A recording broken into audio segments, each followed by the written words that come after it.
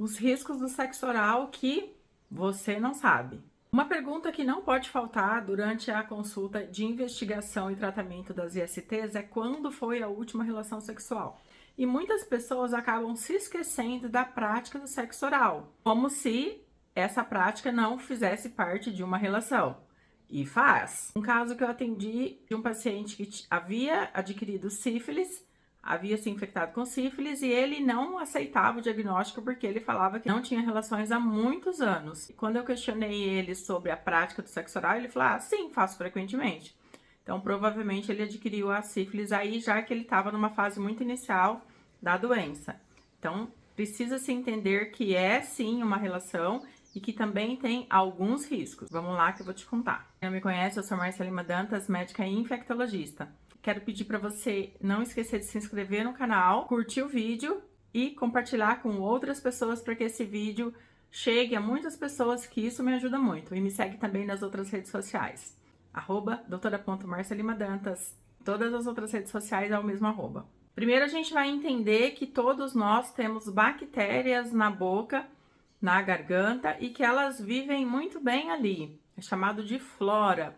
Essas bactérias não causam nenhum tipo de infecção pra gente quando elas estão em equilíbrio, porque elas estão vivendo ali no ambiente que é propício para elas e no local onde é o habitat delas. Porém, quando uma pessoa pratica sexo oral, as bactérias da boca, elas vão deixar de estar na boca para estar na região genital. E quando isso acontece, pode gerar alguns problemas. Quando a boca vai até o órgão genital, ela leva suas bactérias junto. Sem contar herpes, sífilis, como eu dei o exemplo, HPV, que também pode ser transmitido durante a relação através da boca. Então, quais são os riscos, quais são as doenças que podem ser transmitidas através do sexo oral? HPV.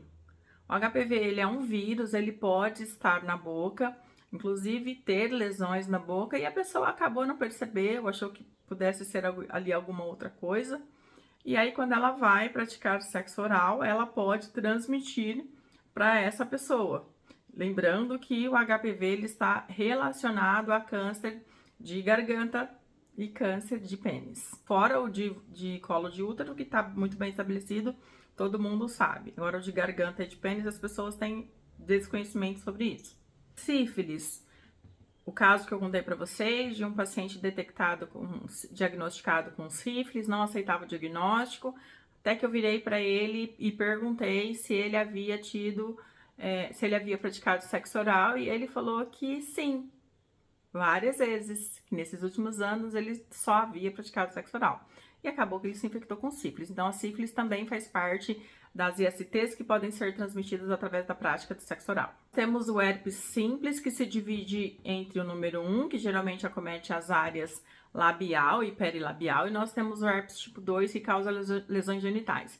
Mas nada impede que, se a pessoa que vai fazer o sexo oral estiver com lesões na boca ou na parte mais interna, ela transmita o tipo 1, que é o comum da boca, para a região genital. Então, o herpes também pode ser transmitido através do sexo oral. Uretrite. Lembra que eu falei para vocês que na boca a gente tem algumas bactérias, na boca e na garganta, que elas moram ali, que é a flora desse local? Então, essas bactérias, quando elas entram na uretra, elas podem causar uma inflamação desse local, levando a uretrites. E também casos de infecção por clamídia e gonorreia, caso essa pessoa também tenha feito sexo oral em outra pessoa e se contaminado com clamídia ou com gonorreia, ela também pode transmitir para você essas bactérias e você vir a desenvolver tanto clamídia quanto gonorreia, que entra ali na causa das uretrites gonocóxicas, que entra ali como uretrite gonocóxica. E aí você vai sentir dor para fazer xixi, bastante incômodo, vontade constante de ir no banheiro e geralmente apresenta secreção também. Se tratando da gonorreia, acaba saindo uma secreção igual um pus ali que sai e fica sujando a cueca. Tem que fazer tratamento, procurar infectologista fazer o tratamento o quanto antes. Então, mediante a tudo isso, então o melhor é não fazer sexo oral. Então, não pode fazer mais sexo oral. Como eu posso diminuir os riscos de me infectar com algumas dessas infecções?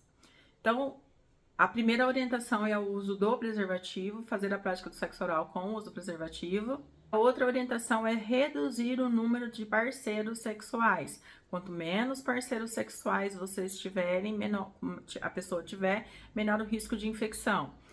Outro ponto também é, mesmo que esse número seja pequeno, mas são pessoas desconhecidas, também aumenta o risco. Então, preservativo, diminuir o número e dê preferência para os parceiros que você já conhece. Espero ter ajudado. Não esquece de se inscrever no canal, que me ajuda muito a voltar mais vezes, e me seguir nas outras redes sociais. O arroba das outras redes sociais é o mesmo, arroba doutora.marcelima Dantas.